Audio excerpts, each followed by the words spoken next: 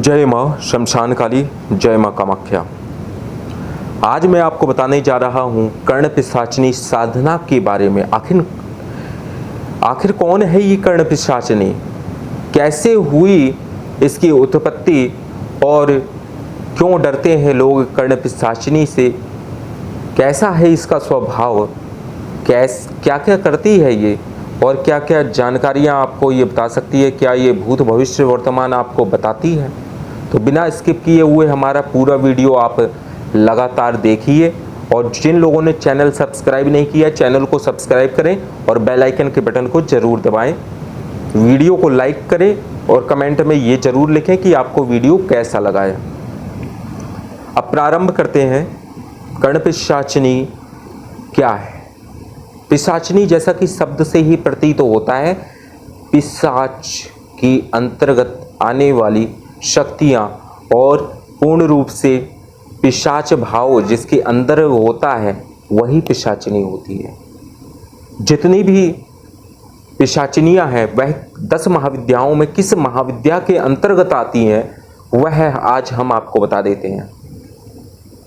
जितनी भी पिशाचिनियाँ हैं वह देवी मातंगी के अंतर्गत आती हैं, जो कि तंत्र में 10 महाविद्या में 9वीं महाविद्या है और उनके भैरव हैं मतंग। तो मतंगेश्वर भैरव की जो शक्ति है वह मातंगी है। देवी ने ऋषि के शाप के कारण यह मातंगी अवतार लिया था और जो नीच जाति के लोग थे, जो एकदम भील और आदिवासी थे, तो उन लोगों को देवी ने पूर्ण रूप से उनके ऊपर कृपा की है, उनको नाना प्रकार के ज्ञान दिया जिससे वो अपना जीवन यापन कर सकें।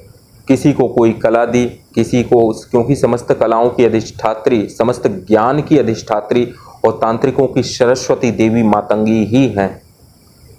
देवी मातंगी मूल रूप से शमशान में रहने वाली देवी है, क्योंकि ऋषि के शाप के आधार पर देवी को शाप दिया गया था, महादेव और पार्वती को, कि आप ऐसी वीराने में चले जाएं जहां पर आपको जो है कोई न आए जाए। तो ऐसा वीराना तो केवल शमशान ही होता है, इसलिए देवी वहां पर आ गई और समस्त देवी देवता उनके दर्शन के लिए भस्म से जो है देवी का उस रूप को देखने के लिए कि शमशान में किस प्रकार से माता पार्वती और शिव जी रहते हैं, ये देखने के लिए वहां पर आ गए। मार्कंडेय ऋषि भी वहां पर देवी के दर्शनों के लिए पहुंचे थे। तो इस प्रकार ऋषि मार्कंडेय, जिन्होंने सप्तशती का पूरा निर्माण किया है, भगवान शिव की कृपा से मार्कंडेय ऋषि को दीर्घायु का वर प्राप्त हुआ था और वो शिव भक्त हैं, तो अपने इस भगवान के स्वरूप को दर्शन करने के लिए वो शमशान पहुँचे। जितनी भी पिशाचिनियाँ हैं वह सब मातंगी से जुड़ी हुई है, उनकी सहचरियाँ हैं, उनके नीचे कार्य करने वाली शक्तियाँ हैं। उनका स्वभाव पूर्ण रूप से तामसिक है, इसलिए वह पिशाचिनी कहलाती हैं। तामसिक हैं जरूर, लेकिन उनका जो ज्ञान है वह उस तामसिकता के प्रभाव से उन्होंने अपनी सुषुम्ना नाड़ी को जागृत कर लिया है। इसी कारण से वह साधक की भी जब सुषुम्ना नाड़ी जागृत हो जाती है तो उसके मुख से जो भी बात निकलती है वह सत्य होती है। इसी कारण उस पिशाचिनी साधक को त्रिकालदर्शी कहा जाता है। भूत भविष्य वर्तमान का जो ज्ञान है इसी सुषुम्ना नाड़ी के आधार पे ही हमारा त्रिनेत्र जो है, तीसरा नेत्र, वह जागृत होता है। और जिस देवी या देवता के 3 नेत्र हैं उनकी पूजा आराधना करके गुरु मार्गदर्शन के अनुसार अगर आप उनकी पूजा आराधना करेंगे तो आपको पूर्ण रूप से सफलता अर्जित होगी। हमारे माध्यम से आप अगर इन सभी सात्विक देवताओं की साधनाएं भी करते हैं जिनके 3 नेत्र हैं, तो वो भी आपको भूत भविष्य वर्तमान दिखाने में सक्षम है। लेकिन आज हम बात कर रहे हैं कर्ण पिशाचिनी की। तो पहले देवी मातंगी के अंतर्गत कौन कौन सी पिशाचिनियाँ होती हैं वो भी हम आपको बता देते हैं। इसके अंतर्गत अनेक प्रकार की पिशाचिनी होती है, जिसमें से महापिशाचिनी, कर्ण पिशाचिनी और भी कई पिशाचिनियाँ हैं जिनके नाम हम आपको आगे कभी बताएंगे। और ये देवी श्री कुल की देवी हैं, तो जितनी भी पिशाचिनियाँ हैं यह सभी श्री कुल से संबंध रखती हैं, लेकिन क्योंकि इनका स्वभाव ऐसा दुष्ट प्रवृत्ति का था इसलिए इनको एकदम नीचे रखा गया है। श्री यंत्र का जो निचला सबसे नीचे स्तर का जो भाग होता है उस पर इन सभी तामसिक शक्तियों का ही अधिकार है, वहीं पर ये वास करती है। और कर्ण पिशाचिनी कहाँ रहती है, कैसा इसका स्वरूप है, आज ये हम आपको इस वीडियो में बता रहे हैं। आप सभी बिना स्किप किए हुए वीडियो को देखते रहें लगातार और जरूर लाइक करें। तो कर्ण पिशाचिनी सबसे पहले वह चितासन पर बैठी हुई है, अर्थात मुर्दे के ऊपर बैठी हुई है जहां पर चिता जल रही है। अब हमारे शरीर में ये स्थान कहां पर है ये भी मैं आपको बताऊंगा इस वीडियो में। तो इसके बाद में देवी के कितने हाथ हैं, देवी के 4 हाथ हैं, कर्ण पिशाचिनी के 4 हाथ हैं। और ये यक्षिणी है, ये किसी प्रकार से कोई भूत पिशाच नहीं है, ये यक्षिणी है। इसका नाम कर्ण पिशाचिनी है। जैसे उच्छिष्ट चांडालिनी मातंगी की शक्ति है, महापिशाचिनी मातंगी देवी की शक्तियां हैं, तो ये सब यक्षिणी किसकी है, मातंगी देवी की। लघु मातंगी के अंतर्गत ये सारी पिशाचिनियां आती हैं। लघु श्यामा जिसको कहते हैं, लघु श्यामला। श्यामा क्या है, कृष्ण क्या है, नीला दिखने वाली, जिसका रंग नीला है, अर्थात देवी मातंगी का रंग क्या है, नीला है। कृष्ण है, नीला रंग है उनका दिखने में। इसी प्रकार से कर्ण पिशाचिनी का रंग क्या है, वह नीला है। इस बात को किसी ने आपको अभी तक नहीं बताया है, सब जो है रटी रटाई किताबों में पड़ी हुई बातें। मूल वास्तविकता से भ्रमित लोग, जिसे कर्ण पिशाचिनी का भी नहीं पता है, वह कर्ण पिशाचिनी के वीडियो बना के व्याख्या कर रहा है। तो यहां पर इसके हाथ में क्या क्या है, 4 हाथ हैं, ये हमने आपको बता दिया। अब चारों हाथों में क्या क्या है, दाहिने हाथ से देवी, दाहिने जो 2 हाथ हैं ऊपर और नीचे के, उसमें एक में अभय मुद्रा और एक में वर मुद्रा देवी ने बनाई हुई है। उसकी बाएं हाथ में, बाईं तरफ जो 2 हाथ हैं उसमें देवी ने दोनों में मुंड धारण किया हुआ है। मुंड अर्थात खोपड़ी। दो मुंड को धारण करने वाली जो देवी है वह कर्ण पिशाचिनी है। मुंड का अर्थ होता है अज्ञान, और जिसने अज्ञान को हाथ में धर, अज्ञानता को काट के केवल मुंड को अपने सिर पे रखा, हाथ में धारण किया। शरीर क्या है, इतना हिस्सा हमारा केवल दिमाग है, और ज्ञान कहाँ है, इसी खोपड़ी में। नीचे का जो हिस्सा है वो केवल लेबर क्लास है, ठीक है, वो श्रम दान करता है, दिमाग नहीं है उसके पास। और देवी के पास क्या है, ज्ञान है, मुंड है, मुंड अर्थात खोपड़ी। तो उनके 2 बाएं हाथों में, दोनों हाथों में खोपड़ी है, एक नहीं 2 है, इतना ज्ञान है। इसलिए वो वाग देवी कहलाती हैं कर्ण पिशाचिनी, वाणी की देवी। तो ये क्या करती हैं, इनका हमारे शरीर में स्थान कहाँ पर है। अब हमें बताते हैं कि इनके 3 नेत्र हैं। इस कर्ण पिशाचिनी के 3 नेत्र हैं। इसको देखना इतना आसान नहीं है, और इतना इसकी सिद्धि किसी के पास भी नहीं है।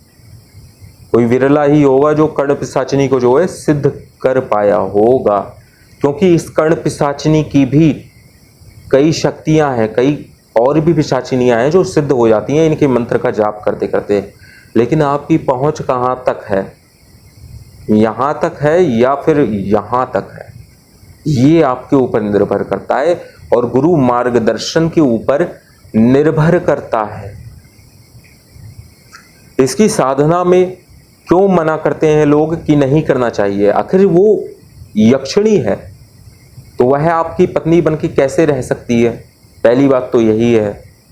वह कभी भी यक्षिणी किसी की पत्नी वगैरह बन के नहीं रहती है। उसका सूक्ष्म, उसके नीचे की जो पिशाचिनियाँ होती हैं ना सूक्ष्म स्तर की, उसको पत्नी रूप में आप रख सकते हैं। वो तो माया है, वो तो इंद्रजाल की देवी है, वो कुछ भी दिखा सकती है, कुछ भी रूप से गुमराह कर सकती है। ठीक है, तो अब आपको बताते हैं, इनके गले में मुंड की माला है। इन्होंने गले में भी अपने मुंडमाला धारण की हुई है। देवी का जो पेट है उसका उदर क्या है, लंबा है, मोटा है। देवी क्या है, मोटी है। कर्ण पिशाचिनी अपने सिर पे क्या है, आग का खप्पर रखा हुआ है। इस आग क्या है, पवित्र है। अग्नि क्या है, सदैव पवित्र है। और उन बैठी हुई किस पर है, चितासन पर, चिता के आसन पर जो देवी अब चिता के ऊपर जो देवी बैठी हुई है वही कर्ण पिशाचिनी है। मुर्दे के ऊपर जो बैठी है उसकी आंतों को खा रही है, वही कर्ण पिशाचिनी है। अर्थात जिसको पूर्ण रूप से जो तामसिक आहार को भी ग्रहण करने में संकोच ना करे, अर्थात उसके ऊपर सबको जो है समान दृष्टि से जो देखती है वही कर्ण पिशाचिनी है। सबके हृदय की जो बातें जानती है वही कर्ण पिशाचिनी है। तुम्हारे मन में क्या है, तुम्हारे दिमाग में क्या चल रहा है, तुम्हारे साथ अतीत में क्या हो चुका है, तुम्हारे भविष्य में क्या होगा, इस देवी से ज़्यादा सटीक भविष्यवाणी दुनिया में कोई भी ना योगिनी कर सकती है, ना कोई यक्षिणी कर सकती है, ना कोई प्रेत कर सकता है, ना पिशाच कर सकता है। जितनी दूर तक ये देख सकती है, दूर दृष्टि इसके पास में है, उतनी किसी भी देवी शक्ति के पास कोई भी नहीं देख सकता। अन्य कोई प्रेत पिशाच इतर योनि की कोई भी शक्ति इतनी दूर तक नहीं देख सकती जितना कर्ण पिशाचिनी भविष्य के आकलन और भविष्य की सत्य घटनाओं को लिख सकती है, बता सकती है बोल करके। कर्ण पिशाचिनी कभी भी लिख के नहीं बताता, कर्ण पिशाचिनी का साधक हमेशा बोल के ही बताता है। वो तो चलते चलते बता सकता है कहीं भी। उसके लिए ये जरूरी नहीं है कि मैं जो है अपने स्थान पे बैठूंगा तभी मेरे को जो है प्रश्न का उत्तर मालूम होगा, या पर्ची पे लिख के दूंगा तभी मेरे को मालूम होगा। ऐसा कुछ नहीं है। कर्ण पिशाचिनी का साधक जो है लाइव टेलीकास्ट के माध्यम से जो है यूएसए में कौन वहां का राष्ट्रपति क्या बात कर रहा है ये तक बता सकता है। ये कर्ण पिशाचिनी है। ठीक है, वो क्या सोच रहा है, उसके दिमाग में क्या प्लानिंग है, ये सब कर्ण पिशाचिनी की शक्तियां हैं। क्योंकि वो महावाग देवी है, उसका कनेक्शन दूरदृष्टि की प्राप्ति अपने साधक को देती है, तो दूर सुनने की भी शक्ति अपने साधक को देती है। इसलिए उसके कानों में जो है वो बोलती रहती है। और साधक के किस चक्र पे कर्ण पिशाचिनी वास करती है इसको भी हम आपको बता देते हैं। यह कर्ण पिशाचिनी अगर आप इष्ट रूप में करेंगे तो ये उठ के अनाहत पे आ जाती है, लेकिन इसका जो मूल स्थान है वो अपने अंदर का शमशान अर्थात मणिपुर चक्र, अग्नि चक्र ही इसका महाशमशान है। क्योंकि ये चितासन पर, आग से जलने वाले आसन पर विराजमान है, इसलिए मणिपुर चक्र पर हमेशा देवी जो है, मणिपुर चक्र क्या है, शमशान है। उस शमशान के ऊपर जो विराजमान है वही कर्ण पिशाचिनी है। इसलिए अनाहत चक्र को इसका मूल स्थान माना जाता है। यहीं पर महापिशाचिनी का भी वास होता है, जो कि श्री आदि कुल कुंडलिनी शक्ति की अधिष्ठात्री देवी है। वही महापिशाचिनी भी उसका दूसरा रूप है, कर्ण पिशाचिनी भी उसका रूप है। तो इस प्रकार से कर्ण पिशाचिनी कानों में बोलने वाली उच्च स्तर की शक्ति है, जो कि साधक के किसी भी व्यक्ति के या देवी देवता के बारे में भी ये बता सकती है। वेद व्यास जो कि चिरंजीवी हैं, महाभारत काल से जुड़े हुए हैं, उन्होंने चारों वेदों को हस्तलिखित करवाया गणेश जी के माध्यम से, और चारों वेदों को गणेश जी अनवरत लिखते चले गए, और उनके कानों में वह पिशाचिनी शक्ति के माध्यम से सारी श्लोक आवाजें आ रही थी, और लिपिबद्ध उसको जो है गणेश जी कर रहे थे। तो अभी भी वेद व्यास जी जीवित हैं। वेद व्यास जी की कृपा प्राप्त करके भी आपको ये शक्ति प्राप्त हो जाती है। उसी प्रकार से कर्ण पिशाचिनी क्या है, हमारे मानसिक लेवल को इतने हाई स्टैंडर्ड पे ले जाती है। हमारी ये जो चेतना है इसको जागृत कर देती है। जब अनाहत चक्र जागृत होता है तो सारे नाद जो है हमको सुनाई देने लगते हैं, किसी की भी मन की बातें हमको सुनाई देने लगती हैं। यही जो है कर्ण पिशाचिनी का बोलना, इसी को कहा जाता है। कर्ण पिशाचिनी किसी भी प्रकार से साधक अगर इसकी शक्ति को नहीं संभाल पाता तभी वह पागल हो जाता है या फिर मूर्खों की तरह क्रियाकलाप करने लग जाता है, क्योंकि ये हाई पावर की ऊर्जा है। अगर किसी को करंट जो है हल्का सा लग जाता है तो भी वो जो है दूर उसको झटका लगता है और एकदम से चिपक ही गया तो वो मर जाता है। ठीक है, तो इसी प्रकार से कर्ण पिशाचिनी में क्या है, जो साधक अपने गुरु मंत्र के को या किसी इष्ट को, भैरव आदि देवता को बहुत अच्छे प्रकार से 2-3 साल तक जप करके सिद्ध किया हुआ है, वही कर्ण पिशाचिनी का साध सकता है। उसी को कर्ण पिशाचिनी की साधना करनी चाहिए, उसी को कर्ण पिशाचिनी अपने गुरु की मार्गदर्शन में करनी चाहिए। गुरु तो कुछ भी कर सकता है, गुरु के सानिध्य में बने रहना ही, उसकी बातों को सुनना ही, उससे लगाव होना ही एक साधक के लक्षण होते हैं, शिष्य के लक्षण होते हैं।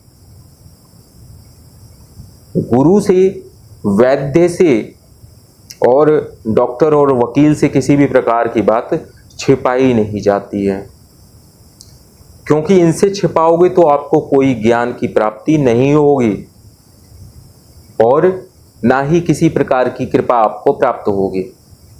तो गुरु का स्थान तो बहुत बड़ा है। तो इस प्रकार से परिपक्व दिमाग का जो व्यक्ति है, दिमाग का परिपक्व होना ये नहीं है, परिपक्व दिमाग का होना ये है कि आपको इष्ट की कृपा प्राप्त हो गई हो, तभी आप कर्ण पिशाचिनी को संभाल सकते हैं।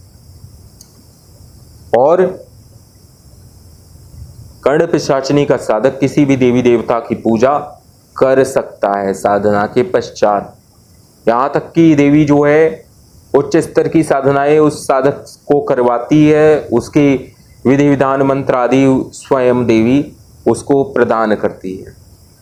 अब ब्रह्मांड से भी मंत्रों को सुनने की क्षमता कर्ण पिशाचिनी के साधक को प्राप्त हो जाती है, अथवा योग माध्यम से भी अनाहत चक्र की कर्ण पिशाचिनी को जागृत किया जाता है। यह एक विशेष बात है, क्रिया है, जिसका ज्ञान आपको किसी ने नहीं दिया होगा। आज हमने कर्ण पिशाचिनी के विषय में आपको उसका स्वरूप, किसको ये साधना करनी चाहिए, क्या इसकी लाभ है, क्या हानियां हैं, इन सभी के विषय में इस वीडियो में आपको पूर्ण जानकारी प्रदान कर दी है।